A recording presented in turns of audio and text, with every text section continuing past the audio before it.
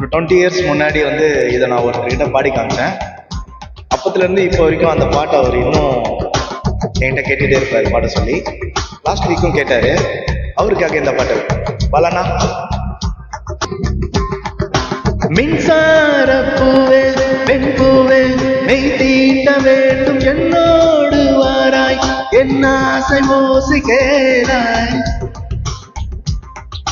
மின்சார பூவே பெண் பூவே மெய் தீண்ட வேண்டும் என்னோடு வாராய் என் ஆசையோசை கேளாய்.